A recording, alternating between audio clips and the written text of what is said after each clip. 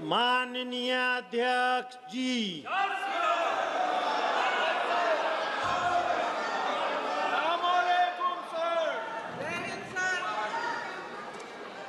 प्रश्न संख्या 121 श्री नीलेश ज्ञानदेव लंके।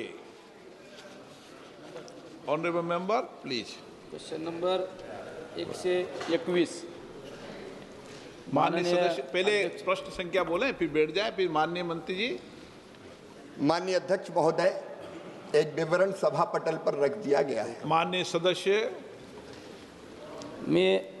माननीय अध्यक्ष महोदय, मी माझ्या संसदीय क्षेत्र अहिल्यानगर उर्फ अहमदनगर जिल्ह्यातील शेतकऱ्यांना एक अत्यंत गंभीर व तातडीचा प्रश्न या सभागृहाच्या माध्यमातून मांडू इच्छितो।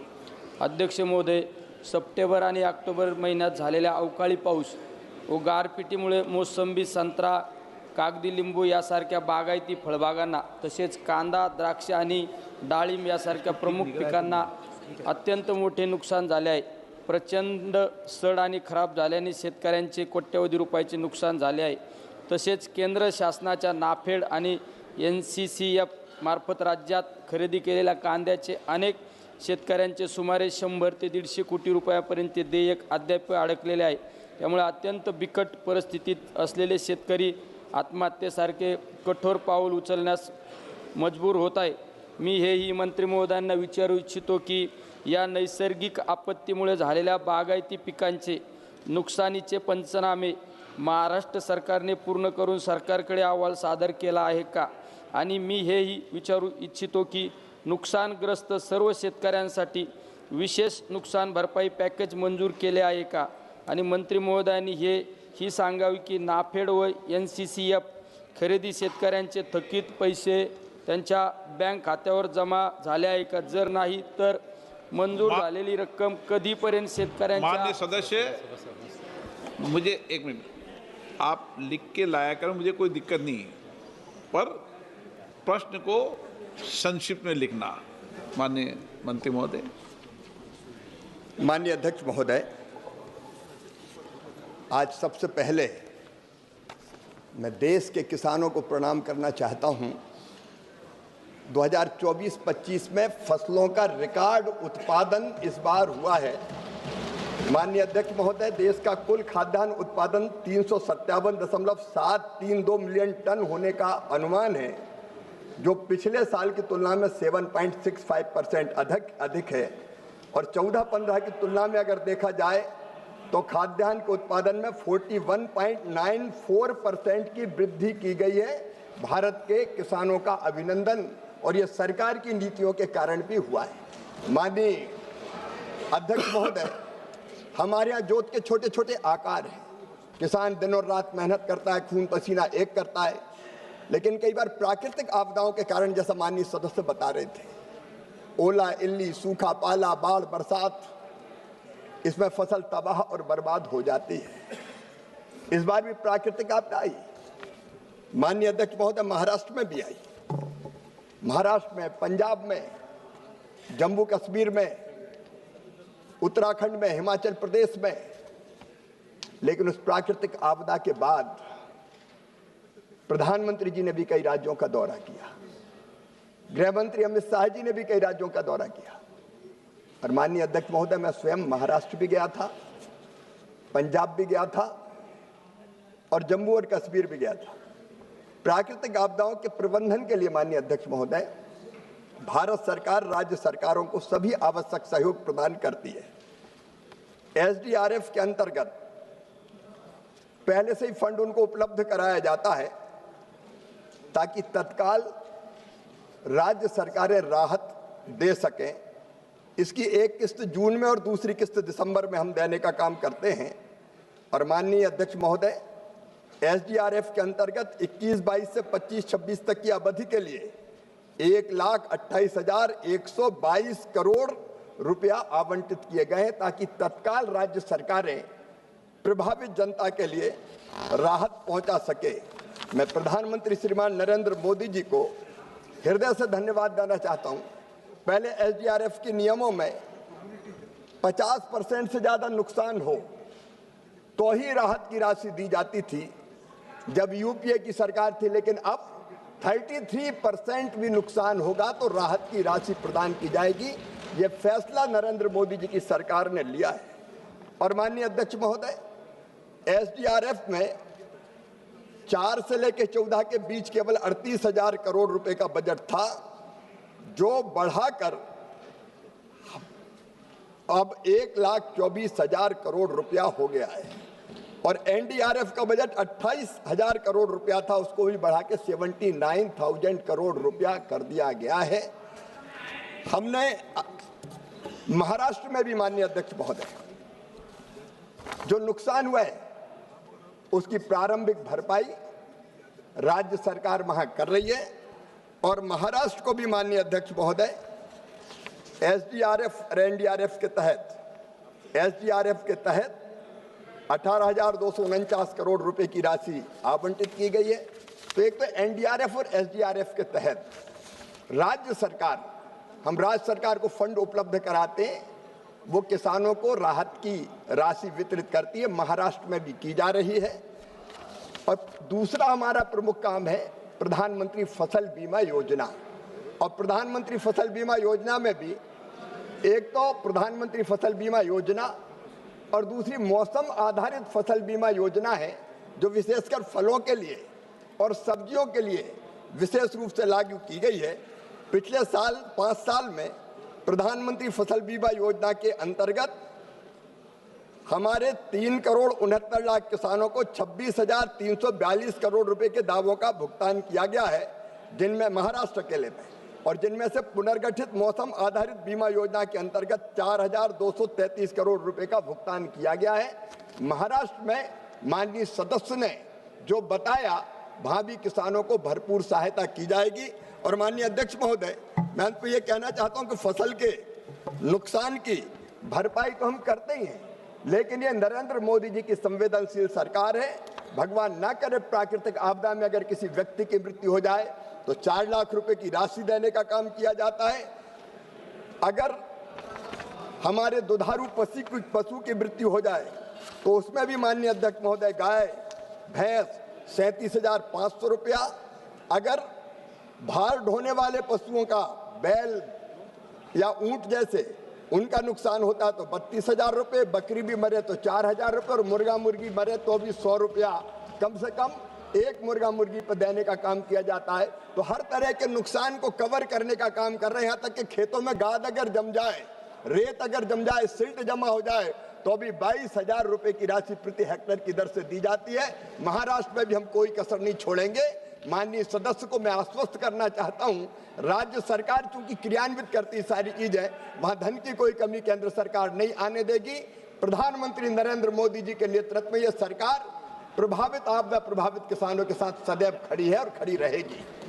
Honourable member. अध्यक्ष महोदय, मी आपल्या माध्यमातून मंत्री महोदयांना विचारू इच्छितो की प्रधानमंत्री फसल विमा योजनेच्या अंतर्गत गारपिटीमुळे आणि अवकाळी पावसामुळे झालेल्या बागायती पिकांच्या नुकसानीचे आकलन करताना वारंवार तांत्रिक अडचणी येतात, तसेच मोबदला वितरणात वारंवार विलंब होतो, दिलेला मोबदला अपुरा असतो आणि विमा कंपन्यांकडून दावे नाकारण्याचे प्रमाण अधिक असते। या सर्व गंभीर बाबीवर लक्ष केंद्रित करून या योजनेच्या मार्गदर्शक दिशा निदर्शनामध्ये त्वरित बदल करण्याचा सरकारचा प्रस्ताव आहे का? आणि डिजिटल पंचनामा अनिवार्य करून 30 दिवसाच्या निश्चिती कालमर्यादेत शेतकऱ्यांचे नुकसान भरपाईचे भुगतान सुनिश्चित करण्यासाठी कोणती प्रभावी यंत्रणा लागू करण्याचा सरकारचा विचार करत आहे का?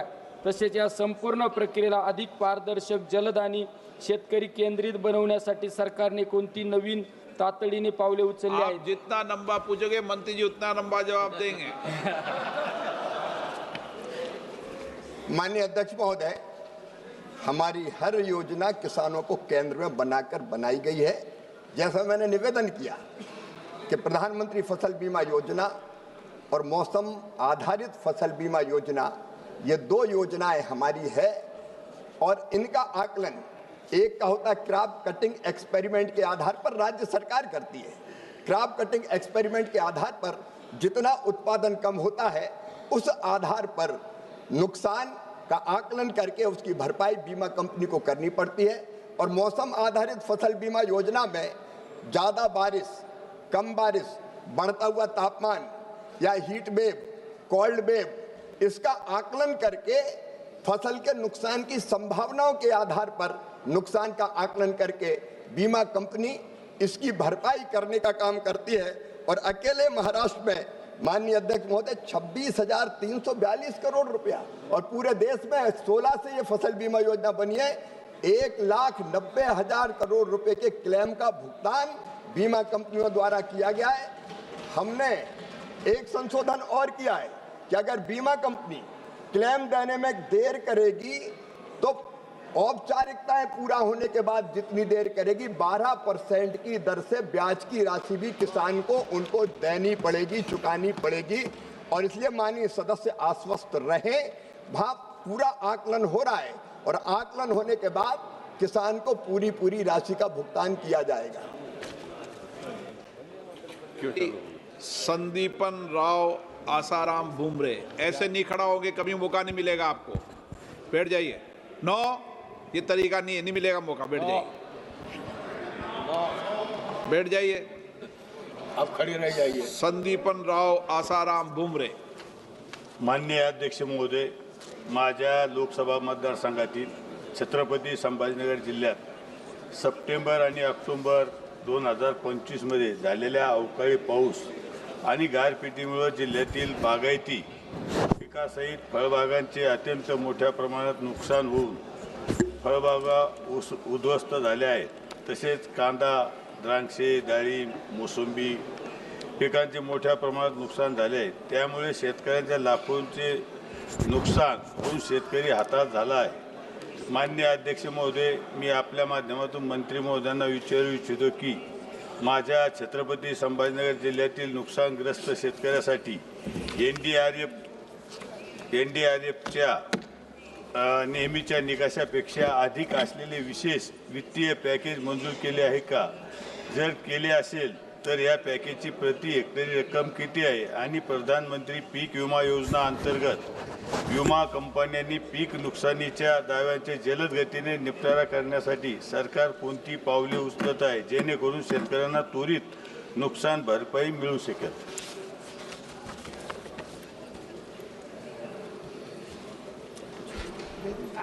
माननीय अध्यक्ष महोदय, कृषि फसलें, बागवानी फसलें और वार्षिक प्लांटेशन के लिए जहां फसल की हानि 33% से अधिक है, वहां 17,000 रुपया तक पर हेक्टर की दर से एसडीआरएफ की तहत राशि देने का प्रावधान है और 12मासी फसलों में 22,500 रुपया दिया जाता है।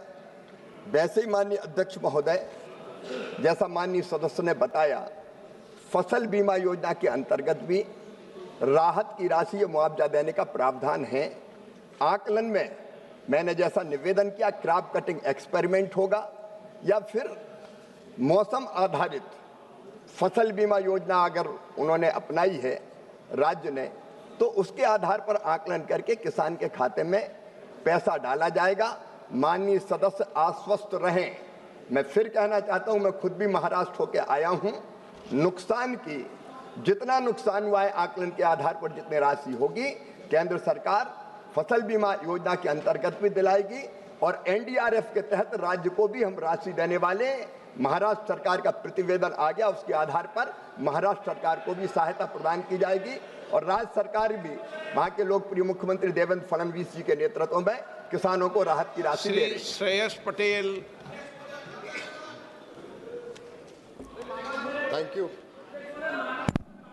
Thank you, Honorable Speaker, sir.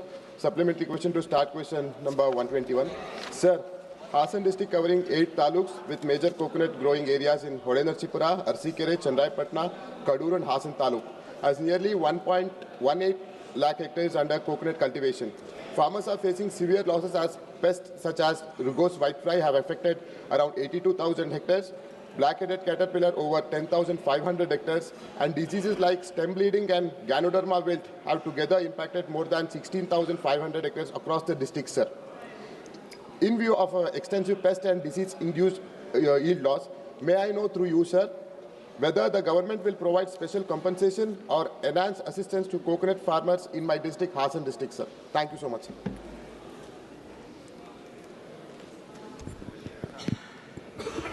माननीय सभापति महोदय, नारियल की खेती से संबंधित प्रश्न भी आगे है, मैं उसमें पूरा जवाब दूंगा। मैं स्वयं भी गया था कोयम्बटूर, हमने उस फसल का भी आकलन किया है, विशेषज्ञों की टीम भी भेजी है और कीट प्रकोप से बचने के क्या क्या उपाय किए जा सकते हैं उस पर भी हमने निर्देश दिए हैं। मैं समझता हूँ शायद चौथा नंबर का प्रश्न इसी पर है, तब मैं विस्तार से उत्तर दूंगा। लेकिन कहीं भी अगर कीटनाशकों के कारण भी नुकसान होता है तो माननीय अध्यक्ष महोदय, हमने पिछले दिनों ऐसी कंपनियों के खिलाफ भी कार्रवाई की है और उससे मुआवजा दिलाने का काम भी किया है। मैं माननीय सदस्य से पूरा विवरण प्राप्त कर लूंगा और अगर किसी कीटनाशक के कारण फसलों का नुकसान हुआ होगा तो जो भी कंपनी संबंधित होगी उसको मुआवजे की भरपाई भी करनी पड़ेगी। श्री नरेश उत्तम पटेल। मैं माननीय मंत्री जी ने किसान फसल बीमा दुर्घटना में मदद की, फसलों के नुकसान में मदद कर रहे हैं। एक मेरा सुझाव है कि किसानों की फसलें जंगली जानवरों से और आवारा पशुओं से पूरी की पूरी नष्ट हो जाती मानवर, और आप जहाँ के हैं, हम भी बॉर्डर के आपके हैं, आवारा पशुओं से और जंगली जानवर से, क्या मानवर वो फसल बीमा में उसको भी शामिल करेंगे? बात है सदन की। माननीय अध्यक्ष महोदय, हमने कई संशोधन प्रधानमंत्री फसल बीमा योजना में किए। जब उधर की सरकार थी मान्यवर, तब स्थानीय आपदा का कोई प्रावधान ही नहीं था।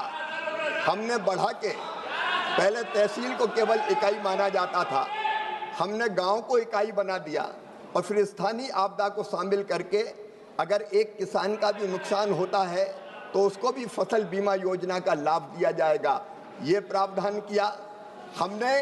अब ये भी विचार किया माननीय अध्यक्ष महोदय कि जंगली जानवरों के कारण भी फसलों को व्यापक पैमाने पर नुकसान होता है और उस नुकसान के लिए किसान जिम्मेदार नहीं होता, और इसलिए हम दो तरह के प्रावधान, एक जंगली जानवरों से अगर नुकसान होगा तो उसको भी प्रधानमंत्री फसल बीमा योजना में सम्मिलित किया जाएगा।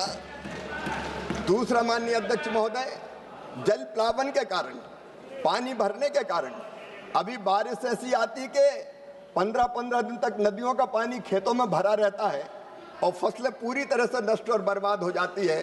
तो ऐसा जल प्लावन के कारण, फसल डूबने के कारण जो फसल नष्ट होती थी वो भी प्रधानमंत्री फसल बीमा योजना में शामिल नहीं थी। लेकिन ये तो मोदी जी की सरकार है, जहाँ नुकसान होगा वहाँ भरपाई की जाएगी।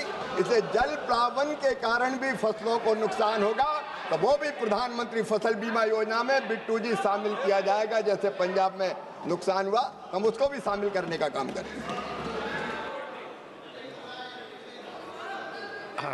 क्वेश्चन नंबर, एक महत्वपूर्ण बात जो सदन की अपेक्षा आकांक्षी थी, आज मंत्री जी ने बता दिया। इससे शायद, क्यों नरेश जी, ठीक है? Question number 122 122। Question number 122। आप अभी बोलिए। अभी बोलो मंत्री जी। उत्तर सभा पटल पे रख दिया गया। माननीय सदस्य। अध्यक्ष महोदय, मैं सबसे पहले देश के प्रधानमंत्री जी और माननीय गृह मंत्री जी को मैं इससे वामपंथी उग्रवाद, नक्सलवाद पर प्रभावी कदम उठा करके इस राष्ट्र विरोधी ताकतों पर नकेल कसने के लिए बधाई देना चाहता हूं। अध्यक्ष महोदय, मैं माननीय मंत्री जी से यह जानना चाहता हूं कि वर्षों से चली आ रही नक्सलवादी उग्रवाद की समस्या का उन्मूलन पिछले सरकारों में क्यों नहीं हो रहा था? वर्तमान सरकार ने इसके उन्मूलन हेतु क्या क्या प्रभावी कदम उठाए हैं एवं इसके क्या परिणाम निकले हैं? अध्यक्ष महोदय, एक प्रश्न में 3 प्रश्न है महोदय, कोशिश करूंगा कि संक्षेप में मैं इसका उत्तर। महोदय, वामपंथी उग्रवाद, आप संक्षिप्त में कर लो, फिर कभी मांगेंगे तो चर्चा करा देंगे इस विषय पे ना। अभी संक्षिप्त में जवाब। जी, जब जैसा आपका आदेश होगा महोदय। वामपंथी उग्रवाद को न तो भारत के संविधान में विश्वास है, न भारत के लोकतंत्र पर भरोसा है। महोदय, इन वामपंथी उग्रवादियों ने हजारों हजार निर्दोष लोगों की हत्या की है, हजारों हजार बच्चों को अनाथ बनाया है और हजारों हजार माँ बहनों की मांग की सुहाग उजाड़ा है। महोदय, लेकिन कह रहे थे कि इतने दिनों से उग्रवाद चला रहा था तो उसकी समाप्ति का कारण या पहले क्यों नहीं समाप्त किया गया। मैं कहना यह चाहता हूं कि वामपंथी उग्रवाद की समस्या वर्ष 1967 से ही है और एक समय था जब तिरुपति से पशुपति से तिरुपति तक के उस क्षेत्र को रेड कॉरिडोर के नाम से जाना जाता था या कहलाता था, लेकिन अब यह सिमटकर अब थोड़ा रह गया है।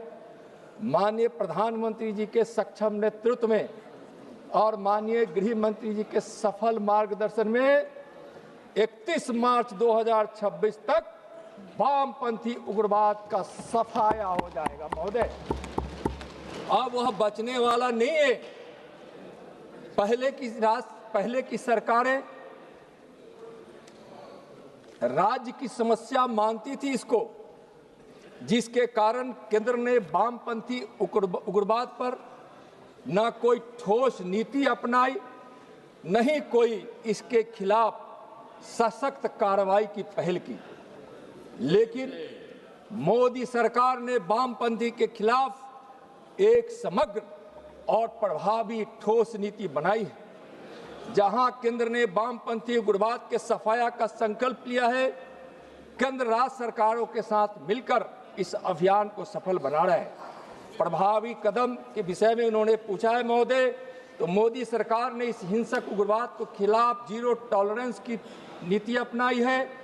होल ऑफ गवर्नमेंट अप्रोच को अपनाते हुए समग्र नीति एवं कार्य योजना बनाई है। इसके तहत विभिन्न सुरक्षा एवं विकास के उपाय किए गए हैं। राज्यों को सीएपीएफ बटालियन दी गई है।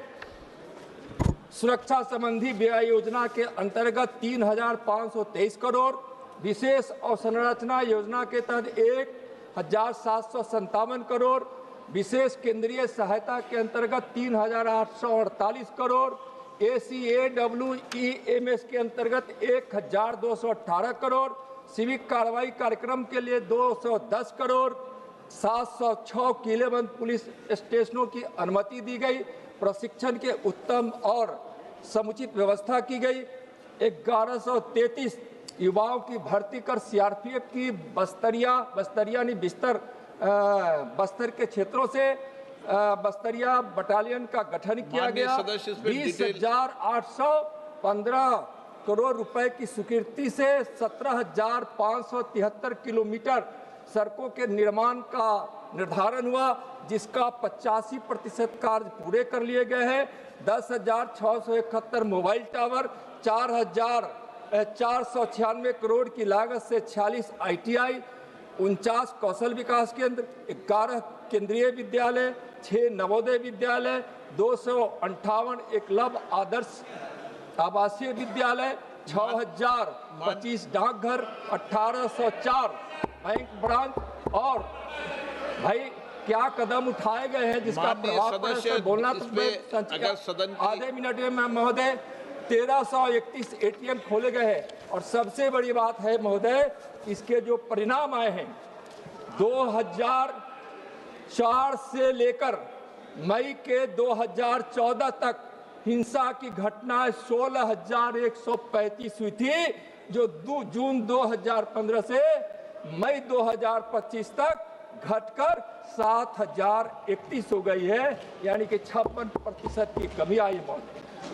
नागरिकों की मृत्यु जहां उन 10 वर्षों में यानी 2010 से 14 में 4,684 हुए थे, इन 10 वर्षों में मोदी सरकार के 10 वर्षों में घटकर 1,404 हो गया है। इसमें 70% की कमी आई है।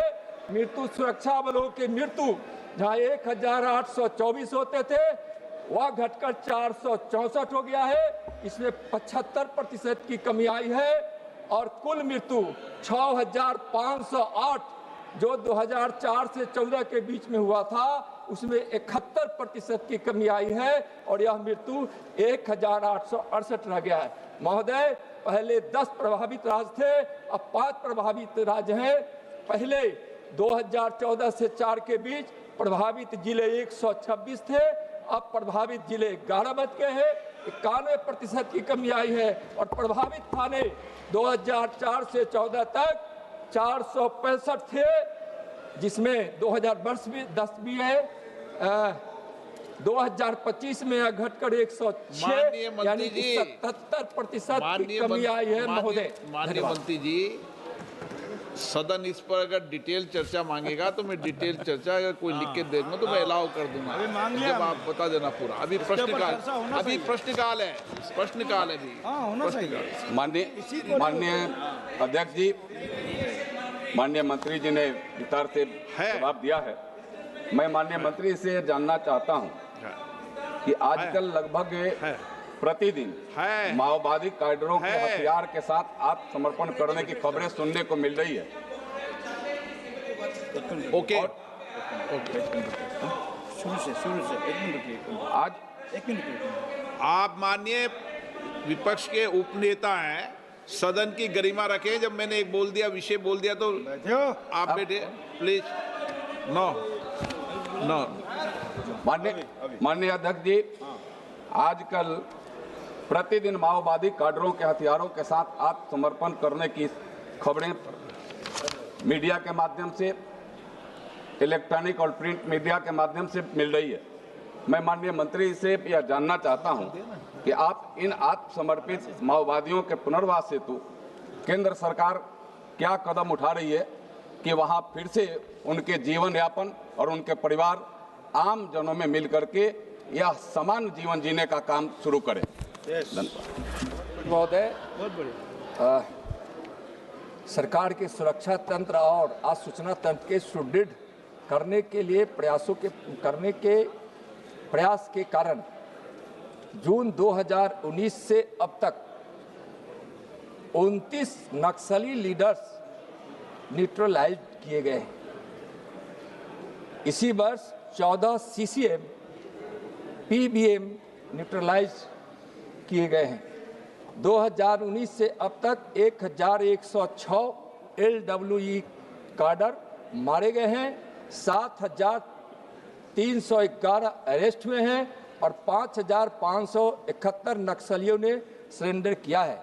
महोदय, आत्मसमर्पण करने वाले वामपंथी उग्रवादियों को तत्काल अनुदान एवं वित्तीय सहायता दी जा रही है। महोदय, जैसे उच्च कैडर को 5 लाख, अन्य कैडर को 2.5 लाख, हथियार के साथ आत्मसमर्पण करने वालों को अतिरिक्त वित्तीय प्रोत्साहन तथा प्रशिक्षण हेतु 3 वर्षों तक 10,000 मासिक दिया जा रहा है। महोदय, गृह मंत्रालय ने राज्यों के साथ मिलकर पुनर्वास नीतियां बनाई है, जिनमें भारत सरकार एवं राज्य सरकार की योजनाओं के कंजरवेंस सुनिश्चित किया गया है। इनमें पीड़ित परिवार के बच्चों को निःशुल्क शिक्षा, छात्रावास संस्थानों में प्रवेश में वरीयता, शिक्षण संस्थानों में छात्रवृत्ति, घायल या अपंग व्यक्तियों को राहत राशि, मुफ्त उपचार, कृषि भूमि, आवासीय भूमि की सहायता, रोजगार, औद्योगिक अनुदान, दिव्यांग जन योजनाओं को प्राथमिकता, महिलाओं को राहत राशि योजनाओं में प्राथमिकता, कुटीर उद्योग से रोजगार एवं बाजार की सुविधा, बाजार में निःशुल्क दुकान सुविधा, निःशुल्क कौशल प्रशिक्षण, पुलिस सहयोगियों को भी कृषि भूमि, आवासीय भूमि महोदय दी जा रही है और DDU आवास योजना में 2% आरक्षित किया गया है। पुनर्वास नीति का लाभ अब तक इस वर्ष 2167 माओवादी ले चुके हैं, जिन्हें अब मुख्य धारा में शामिल किया जा रहा है। इससे शेष बचे कैडर को भी मुख्य धारा में शामिल होने की प्रेरणा मिलती है। अब इतने सारे प्रश्न पूछने वाले हैं, फिर मंत्री जी एक क्वेश्चन पे फिर पूरा प्रश्नकाल। इसलिए इसको आगे बढ़ते हैं। क्वेश्चन नंबर 1, 2, 3 श्री ईश्वर शामी के ईश्वर शामी। Question number 1, 2, 3। माननीय अध्यक्ष महोदय, एक विवरण सभा पटल पर रख दिया गया है। Honourable member. மாண்புமிகு பேரவைத் தலைவர் அவர்களே, நான் தமிழ்நாட்டின் இயற்கைக்கு பெயர் போன பொள்ளாச்சி நாடாளுமன்ற தொகுதியினுடைய உறுப்பினர். பொள்ளாச்சி என்று சொன்னாலே தென்னைக்கு புகழ் பெற்றது.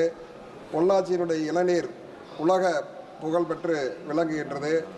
பொள்ளாச்சி பகுதியில் தேங்காயினுடைய உற்பத்தி கடந்த 2024ஆம் ஆண்டில் ஒரு மரத்திற்கு 60லிருந்து 70 வரை உற்பத்தியாகி வந்தது.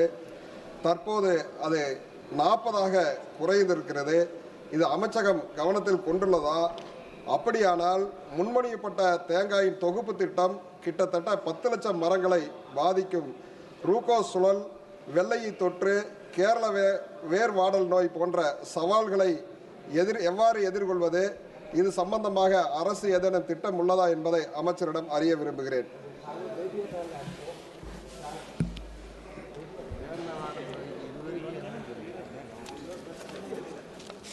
माननीय अध्यक्ष महोदय, हमारा देश नारियल के उत्पादन में दुनिया में पहले स्थान पर है। और माननीय अध्यक्ष महोदय,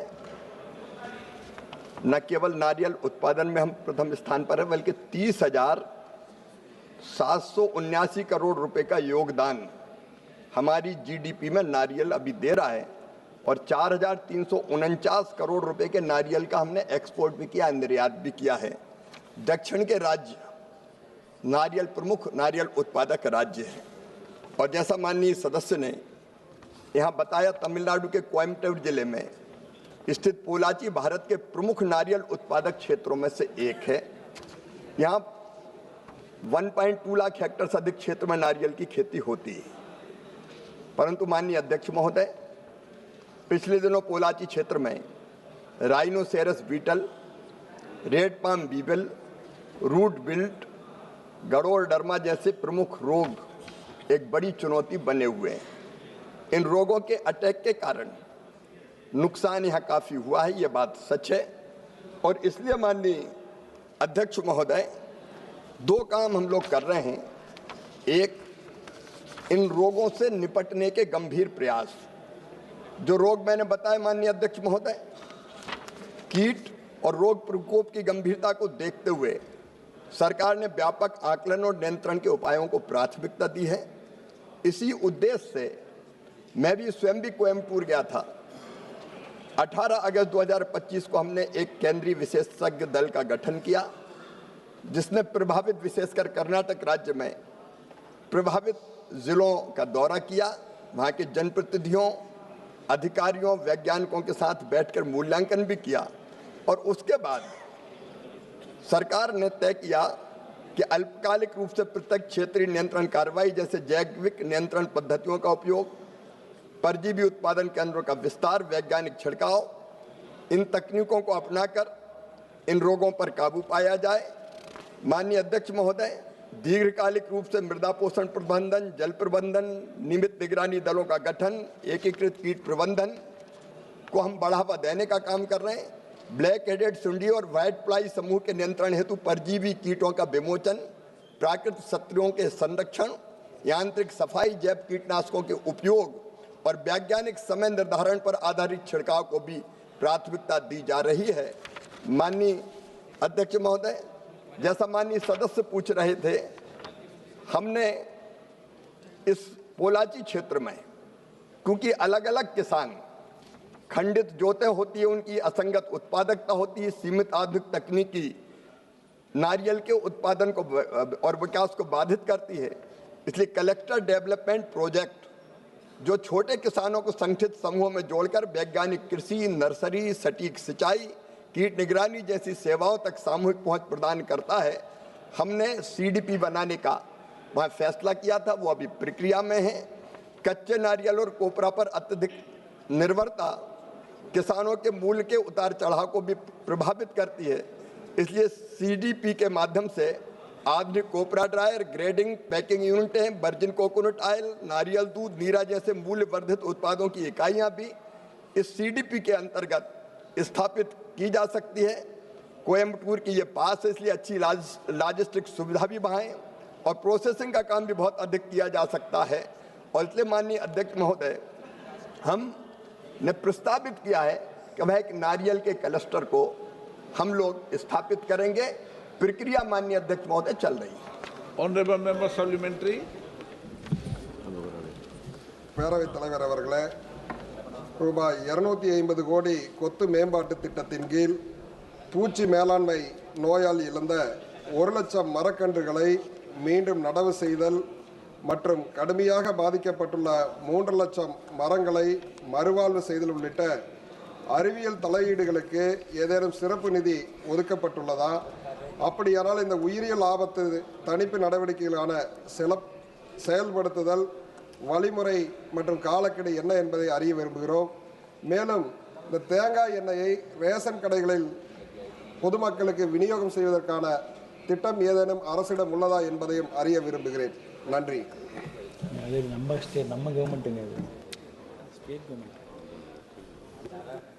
माननीय अध्यक्ष महोदय, मैंने रोगों के नियंत्रण के बारे में निवेदन किया। रूट बिल्ट रोग, बटराट, स्टेम ब्लीडिंग रोग, leaf spot, grey leaf spot, foot rot, leaf blight, इस तरह की जो बीमारियां हैं उनको रोकने के लिए सरकार युद्ध स्तर पर काम कर रही है। हम ये और विचार कर रहे हैं कि ये रोग आते हैं कई बार क्लीन प्लांट ना होने की वजह से, और इसलिए नारियल के क्षेत्र में भी हम नर्सरी भी लगाने का, नारियल हमारा जो बोर्ड है अच्छे पौधे उत्पादित करने का काम भी कर रहा है, लेकिन वो मात्रा पर्याप्त नहीं है, और इसलिए क्लीन प्लांट प्रोग्राम भी एक शुरू करके हम बड़ी मात्रा में क्लीन प्लांट नारियल के हम वहाँ नर्सरी में तैयार करके किसानों को दे पाएं, इस पर भी हम व्यापक पैमाने पर प्रयत्न करेंगे। CTR बालू जी। Honorable Speaker, sir, the Honorable Minister has answered, has replied only Pollachi specific, whereas during Kaja cyclone, the area of Pattukottai in Tanjavur district, Tindikal and rest of South Tamil Nadu have been affected very heavily. Lakhs and lakhs of trees have been uprooted. And I want to know whether the government, the union government will come forward to help the farmers, wherein they are not only suffering because of the root disease, but also heavy loss due to cyclone. माननीय अध्यक्ष महोदय, मैंने रोगों के संदर्भ में बात कही थी तो संपूर्ण नारियल उत्पादक राज्यों के लिए कही थी। चक्रवात इत्यादि के द्वारा भी अगर पेड़ उखड़े हैं और फसल खराब हुई है तो वहाँ भी नए बागों को लगाने के लिए नारियल बोर्ड वहाँ सहायता प्रदान करता है। मैं एक बार और विस्तार से माननीय सदस्य से जानकारी प्राप्त करके वहाँ क्या उपाय आवश्यक है, क्योंकि मूल रूप से तो राज्य सरकार को करना है। हम राज्य सरकार को मदद करने का काम करते हैं, तो नारियल विकास बोर्ड जो सहयोग कर सकता है निश्चित तौर पर करेगा। Question number 124 124 Shri Anup Sanjay Dhotre. Question number 124। माननीय मंत्री महोदय। माननीय अध्यक्ष महोदय, एक विवरण सभा पटल पर रख दिया गया है। माननीय सदस्य। I thank Honorable PM sir, Honorable Agriculture Minister for selecting my district under HDPS cotton, which relates to sustainable agriculture. So my question is, what are the key initiatives taken under National Mission for Sustainable Agriculture to promote sustainable and climate resilient agriculture practices across the country?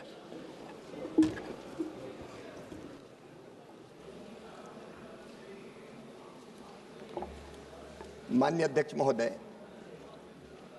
जलवायु परिवर्तन आज एक बड़े संकट के रूप में सामने आया है। हमने इस बार भी देखा, लगातार 6 महीने तक बारिश होती रही, धरती की सतह का तापमान लगातार बढ़ रहा है, पर्यावरण बिगड़ रहा है और प्रधानमंत्री नरेंद्र मोदी जी ने जलवायु परिवर्तन के खतरों को पहचाना है और सारी दुनिया के सामने ये संकट खड़ा है। इसलिए उन्होंने जीरो नेट का 2070 तक एक लक्ष्य भारत के सामने रखा है।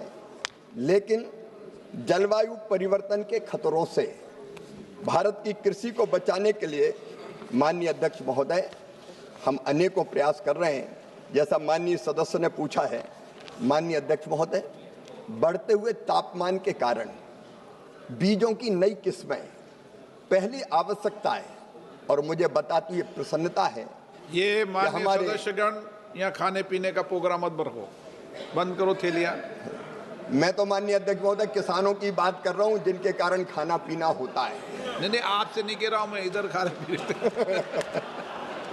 खा भी इसलिए रहे हैं कि किसान पैदा कर रहा है और हम बीजों की नई नई किस्में तैयार कर रहे हैं। ये वो चीज नहीं खा रहे। अब ये विशेष क्या खा रहे हैं माननीय अध्यक्ष महोदय, मुझे इसकी जानकारी नहीं है। लेकिन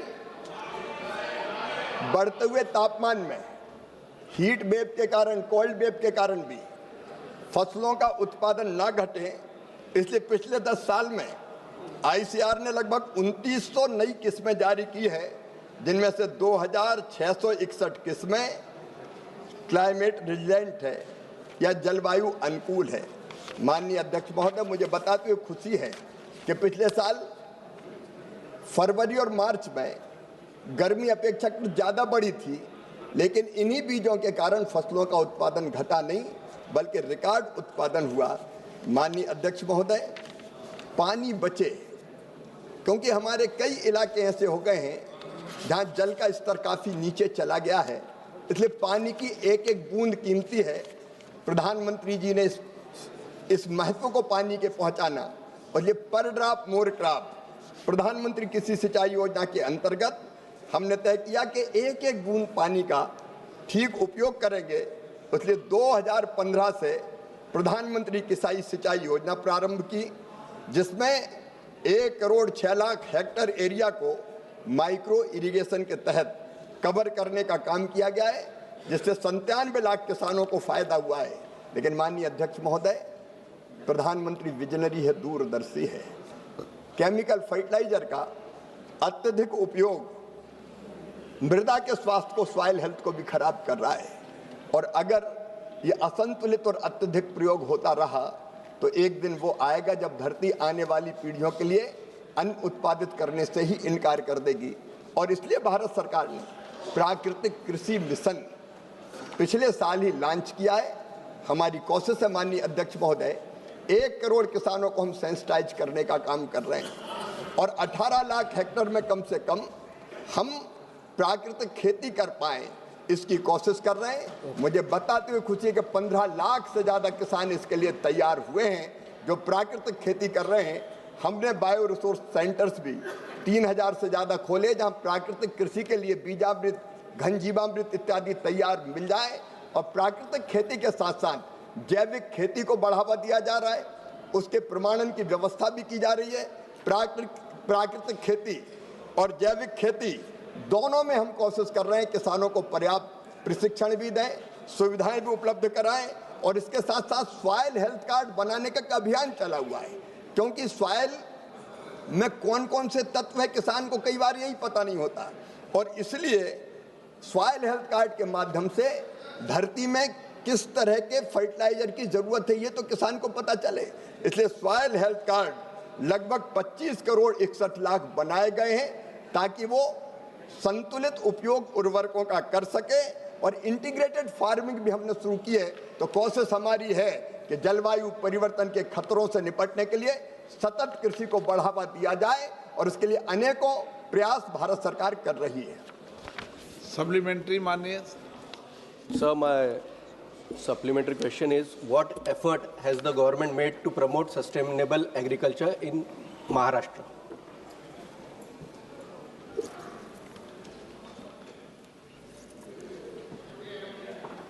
माननीय अध्यक्ष महोदय, महाराष्ट्र में भी हमने इन परिस्थितियों का बहुत विस्तृत अध्ययन किया है और ICR की एक परियोजना नीकरा, राष्ट्रीय जलवायु अनुकूल कृषि नवाचार, उसका क्रियान्वयन हम महाराष्ट्र में भी कर रहे हैं, जो कृषि पर जलवायु परिवर्तन के प्रभाव का अध्ययन करती है और जिला स्तर पर भी, केवल प्रदेश के स्तर पर नहीं, जिला स्तर पर भी कृषि के जोखिम और संवेदनशीलता का आकलन करने का काम करती है।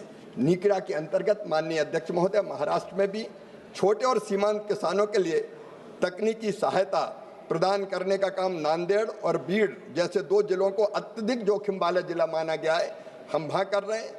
और नंदुरबार, अकोला, वाशिम, वर्धा, चंद्रपुर, हिंगोली, परभणी, जालना, अहमदनगर, लातूर और उस्मानाबाद जैसे 11 जिले जो अधिक जोखिम की श्रेणी में आते हैं, इनमें नीकरा के इनमें से 6 जिलों में अहमदनगर, बीड़, जालना, लातूर, नंदुरबार, उस्मानाबाद में नीकरा के पायलट प्रोजेक्ट हमने क्रियान्वित करने का काम किया है। हमने प्रदर्शित प्रौद्योगिकियों में सामुदायिक तालाब, चेक डैमों की डिसिल्टिंग, जलकुंड, सोयाबीन, बाजरा और कपास में नाली सिंचाई, ट्रांस ब्रांड तैयार करना, कपास और चना में सूक्ष्म सिंचाई, फलों और सब्जियों में मल्चिंग, लघु अवधि सोयाबीन और काबुली चना की किस्में, इंटर क्रॉपिंग, बहुत से प्रयास माननीय अध्यक्ष महोदय, मैं विस्तार से अगर बताऊं तो अनेकों प्रयास नीकरा के माध्यम से महाराष्ट्र में खेती जलवायु परिवर्तन के खतरों से बचे, इसके लिए किया जा रहा है। माननीय अध्यक्ष महोदय, वहाँ पर ड्राफ्ट बोर क्राफ्ट की योजना भी हमारी क्रियाशील हमने की है और पशुपालन जैसे कामों पर भी क्या असर पड़ेगा जलवायु परिवर्तन का, उसका अध्ययन भी हम वहाँ निश्चित तौर पर कर रहे हैं। और महाराष्ट्र में भी PDMC योजना के क्रियान्वयन में महाराष्ट्र को बधाई दूंगा, वो बहुत अच्छा क्रियान्वयन कर रहे हैं। अब तक राज्य को 3021 करोड़ रुपए केंद्रीय सहायता के रूप में प्रदान किए गए हैं और 11.25 लाख हेक्टेयर क्षेत्र कवर किया गया है। लगभग 11 लाख किसानों को लाभान्वित भी किया गया है और इसलिए सॉइल हेल्थ कार्ड हो, प्राकृतिक खेती हो, जैविक खेती हो, इंटीग्रेटेड फार्मिंग हो, सारे प्रयोग हम महाराष्ट्र में करने का राज्य सरकार के सहयोग से प्रयत्न कर रहे हैं। क्वेश्चन नंबर 125 श्री भाऊ साहेब। Question number 125। केवल 4 क्वेश्चन आए हैं।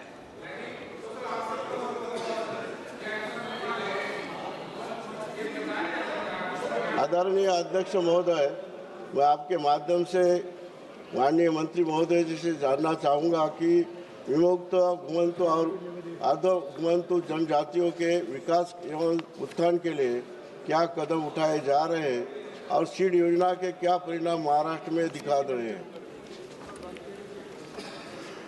माननीय अध्यक्ष महोदय, विमुक्त, घुमंतु एवं अर्ध घुमंतु समुदाय के विकास एवं कल्याण के लिए सरकार के द्वारा अनेक कदम उठाए जा रहे हैं। माननीय अध्यक्ष महोदय, ये वो समुदाय हैं जो अपने जीवन यापन और अपने आवासीय ठिकानों के लिए ज़्यादातर जंगलों और चारागाहों पर निर्भर रहते आए हैं। कालांतर के चलते, परिस्थितियों में और पर्यावरण के बदलाव के चलते इनके रहने सहने में काफ़ी परिवर्तन आया। परंपरागत रूप से ये जो काम करते चले आ रहे थे, अलग अलग भाषाएं बोलते हैं, अलग अलग संस्कृतियां होते हैं और ज़्यादातर लोग एक स्थान से दूसरे स्थान पर पलायन करते रहते हैं और इस कारण से कोई एक स्थायी ठिकाना इनका नहीं बन पाता है, ना ही आजीविका का कोई स्थायी इनका साधन हो पाता है। जैसे जैसे हम आधुनिकता की तरफ बढ़ते गए, इनके जो परंपरागत काम थे, जैसे लोहगढ़िया लोहे का काम करते थे, बंजारे लोग, सपेरे लोग, मदारी लोग, तो इनके काम जो है ना बंद होते चले गए। सरकार ने 21 फरवरी 2019 के राजपत्र अधिसूचना के अनुसार विमुक्त, घुमंतु, अर्ध घुमंतु समुदाय के विकास एवं कल्याण के लिए एक बोर्ड का गठन किया और इसका उद्देश्य, ये बोर्ड जो हमारे विमुक्त, घुमंतु और अर्ध घुमंतु समुदाय हैं, इन्हें समुदायों के कल्याण और विकास के लिए कार्यक्रम तैयार करने का काम, उन्हें कार्यान्वित करना और ऐसे क्षेत्रों का पता लगाना जहां पर ऐसे समुदाय के लोग अधिक संख्या में रहते हैं, जो कार्यक्रम इनके लिए बनाए जाते हैं, उनके पहुंच और पात्रता में अंतर का, उसका निर्धारण करना और संबंधित एजेंसियों और मंत्रालयों के साथ में ये सुनिश्चित करना कि ये कार्यक्रम विमुक्त घुमंतु और अर्धघुमंतु समुदाय की विशेष आवश्यकताओं को पूरा करने वाले हों। साथ ही साथ भारत सरकार और राज्य सरकार की योजनाओं में हो रही प्रगति और निगरानी पर उस पर नजर रखना, उनकी मॉनिटरिंग करना। इसके साथ ही 16 फरवरी 2022 को डीएनटी के आर्थिक सशक्तिकरण की योजना सीड का शुभारंभ किया गया। महाराष्ट्र में सीड योजना का जो माननीय सदस्य के द्वारा जानकारी मांगी गई है, महाराष्ट्र में सीड योजना के अंतर्गत 16 जिलों में ये योजना लागू की जा रही है, जिसमें निर्माण संस्था 3 जिलों में छत्रपति संभाजीनगर, बीड एवं जालना में काम कर रही है। नवचेतना संस्था 7 जिलों में परभणी, उस्मानाबाद, अहमदनगर, लातूर, सोलापुर, पुणे एवं बुल्ढाना में। इसी तरह से धान फाउंडेशन 6 जिलों में हिंगोली, नांदेड़, अमरावती, यवतमाल, वाशिम एवं वर्धा में काम कर रही है। महाराष्ट्र में कुल 800 स्व सहायता समूहों के लक्ष्य के विरुद्ध 766 समूह गठित किए गए हैं, जिनमें 9026 लाभार्थी शामिल हैं। अहमदनगर जिले में माननीय मंत्री जी, नवचेतना संस्था 2 प्रखंडों में काम कर रही है। माननीय मंत्रीगण, मैं आपसे आग्रह करता हूं कि संक्षिप्त जवाब दें। माननीय अध्यक्ष जी, उन्होंने 20 क्वेश्चन खुलते हैं, आखिर 20 बड़ी मुश्किल से लॉटरी में आते हैं 543 में, सबको मौका मिलना चाहिए। संक्षिप्त बात बता दें। माननीय अध्यक्ष महोदय, उन्होंने सीड योजना का जानकारी उन्होंने चाही थी। इस कारण से उसके संबंध में विस्तृत रूप से जानकारी मैंने रखने का प्रयास किया, और विशेष जानकारी अगर माननीय सदस्य जी चाहते हैं तो हम उनके साथ में बैठकर उनको महाराष्ट्र के संबंध में और जानकारी उपलब्ध करा देंगे। ऑनरेबल सदस्य, जाति के प्रमाण पत्र के अभाव में इस समुदाय को केवल 10% लोगों को लाभ मिलता है। महाराष्ट्र में घर घर जाकर इंक्वायरी करके जात प्रमाण पत्र दिया जाता है। मैं जानना चाहूँगा कि क्या इस तरह योजना अन्य राज्यों में ही लागू करने के लिए आपके माध्यम से हेतु निर्देश माननीय मंत्री जी। माननीय अध्यक्ष महोदय, ये बात सच है कि कई राज्यों में अभी डीएनटी के प्रमाण पत्र और जन्म प्रमाण पत्र नहीं बनने के कारण, पात्रता के अभाव के कारण वो शासन की योजनाओं के लाभ से वंचित हो रहे हैं। इस संबंध में मंत्रालय ये बता रहे हैं कि महाराष्ट्र में अच्छा मॉडल है, क्या वो मॉडल और राज्य भी लागू करेंगे क्या, ये पूछ रहे हैं। 7 राज्यों में, देश के 7 राज्यों में जाति प्रमाण पत्र जारी किए जा रहे हैं, जिसमें महाराष्ट्र, गुजरात, हरियाणा, राजस्थान, उत्तर प्रदेश, मध्य प्रदेश और तमिलनाडु, इनमें डीएनटी के जारी प्रमाण पत्र जारी किए जा रहे हैं। आंध्र प्रदेश राज्य द्वारा डीएनटी के जारी प्रमाण पत्र जारी नहीं किए जा रहे हैं। उनको भी बता दो जारी करने के लिए, क्यों मंत्री जी, उनको भी बताओगे जारी करने के लिए? बाकी राज्यों को भी जब हमारी राष्ट्रीय स्तर पर बैठक होती है और हमारे रीजनल स्तर पर हमारी जो बैठकें होती हैं, वहाँ के माननीय मंत्रियों के साथ में, माननीय सचिवों के साथ में, उन सभी राज्यों को डीएनटी समुदाय के जाति प्रमाण पत्र बनाने के लिए सभी से अनुरोध किया जा रहा है। एडवोकेट चंद्रशेखर। धन्यवाद अध्यक्ष जी। अध्यक्ष जी, देश आज़ाद हुआ 1947 में, लेकिन ये जो जातियां हैं जिनको आज हम विमुक्त जातियों के नाम से जानते हैं, 1871 के अपराध जनजाति अधिनियम के तहत इनको अपराधी जनजाति घोषित किया गया था। तो ये 1952 में आज़ाद हुए, 5 साल बाद। मंत्री जी ने बहुत सारी योजनाओं का जिक्र किया है। आज वर्तमान में डीएनटी, एनटी, एसएनटी समुदाय विभिन्न राज्यों में एससी, एसटी और ओबीसी श्रेणियों में वर्गीकृत। मैं मंत्री जी जानना चाहता हूं, क्या इस मंत्री जी के पास इनकी संख्या की जानकारी है कि इनकी संख्या क्या है, और जो आंकड़े, जो योजनाएं बताई हैं उनके आंकड़े हैं कि कितने लोगों को उसका लाभ मिल रहा है? क्योंकि इनकी हालत अध्यक्ष जी बहुत बुरी, और इनको, क्योंकि ये जैसा मंत्री जी की पलायन करते हैं, तो वास्तविकता में इनको पूछने वाले, इनके साथ कोई अपराध हो जाता है तो सुनवाई नहीं होती, और इनका जो पुरानी पीढ़ी तो चली गई सर, जो नई पीढ़ी आ रही है वो क्या मुख्य धारा में कभी नहीं जुड़ पाएगी? इसलिए माननीय मंत्री से मेरा आग्रह है कि वो आंकड़े भी स्पष्ट करें और इनकी संख्या की जानकारी मंत्री जी के पास है, क्योंकि पंजाब में, हरियाणा में, यूपी में इनकी संख्या बहुत ज्यादा है। मैं एक सलाह दे दूं आप लोगों को। जी जी बैठो।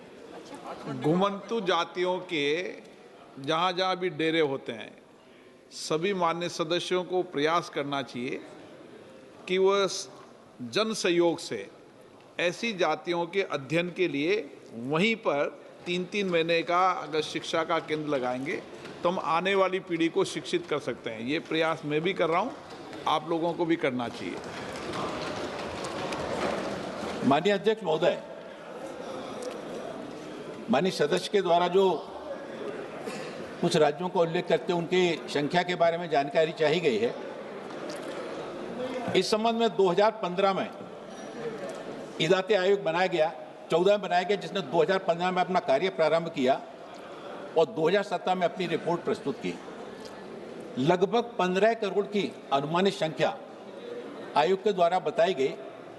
राज्यों में जिन राज्यों में विमुक्त घुमंतु अर्धघुमंतु समुदाय के बंधु पाए जाते हैं, उनके कल्याण के लिए, जैसा कि मैंने बताया कि सरकार के द्वारा सब समाज को लिए साथ में आगे है बढ़ते जाना। हम समाज के जो सबसे अंतिम पंक्ति के अंतिम छोर पर रहने वाले जो बंधु हैं, उन बंधुओं के कल्याण के लिए जो सीड योजना के अंतर्गत सारे राज्यों में काम किए जा रहे हैं, इसमें आजीविका घटक के अंदर उनको सशक्त बनाने के लिए, उनके युवाओं के शैक्षिक सशक्तिकरण के लिए, निःशुल्क कोचिंग के लिए, उनके स्वास्थ्य बीमा के आयुष्मान भारत योजना के अंतर्गत कार्ड बनाए जाने के लिए और प्रधानमंत्री आवास योजना के अंतर्गत उनको आवास उपलब्ध कराए जाने के लिए सरकार के द्वारा इस संबंध में काफ़ी तत्परता से काम किए जा रहे हैं। आजीविका घटक में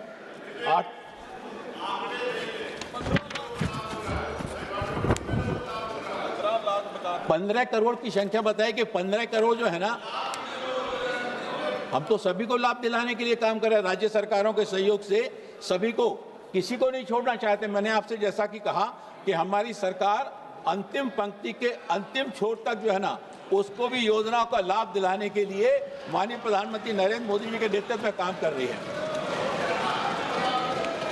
श्री कृष्णा प्रसाद टेनिटी। आपके माध्यम से मैं मंत्री जी को ये प्रश्न पूछना चाह रहा हूं कि डीएनटी समुदायों के कल्याण हेतु सरकार द्वारा अब तक कौन कौन से प्रमुख कदम उठाए गए हैं? माननीय अध्यक्ष महोदय जी, विमुक्त घुमंतु अर्धघुमंतु समुदाय के विकास के लिए, जैसा कि मैंने बताया कि सरकार के द्वारा बोर्ड का गठन किया गया और इनके विकास के लिए, कल्याण के लिए सीड योजना बनाई गई। उस सीड योजना के अंतर्गत 21 फरवरी 2019 में ये बोर्ड की स्थापना हुई और बोर्ड के साथ ही साथ सीड योजना के अंतर्गत आवास घटक, उनके स्वास्थ्य के लिए आयुष्मान भारत योजना के कार्ड, उनके शैक्षिक सशक्तिकरण के लिए और इन समुदाय के बच्चों की शिक्षा के लिए निःशुल्क कोचिंग, साथ ही साथ उनको नेशनल ओवरसीज स्कॉलरशिप योजना के साथ में जोड़ करके यहाँ के साथ ही साथ जैसे अनुसूचित जाति के छात्रों को विदेश में पढ़ने की सुविधा का लाभ मिलता है नेशनल ओवरसीज स्कॉलरशिप योजना में, उस योजना का लाभ हमारे डीएनटी समुदाय के छात्रों को भी मिले। इसी तरह से आवास घटक योजना के अंतर्गत प्रधानमंत्री आवास योजना के अंतर्गत डीएनटी समुदाय के बंधुओं को भी उनको राज्यों से अनुरोध किया जा रहा है भूमि उपलब्ध कराने के लिए, उनकी सूची बनाने के लिए। केवल मध्य प्रदेश सरकार के द्वारा 3047 लाभार्थियों की सूची इस आवास योजना घटक के अंतर्गत भेजी गई है। बाकी राज्यों से सभी से अनुरोध किया जा रहा है कि इन सारी योजनाओं का लाभ दिलाने के लिए वो सरकार के साथ में सहयोग करने का अनुरोध करें।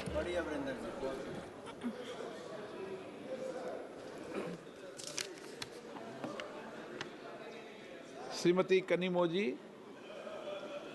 Sir, thank you, sir. So there are many individuals belonging to scheduled tribes from.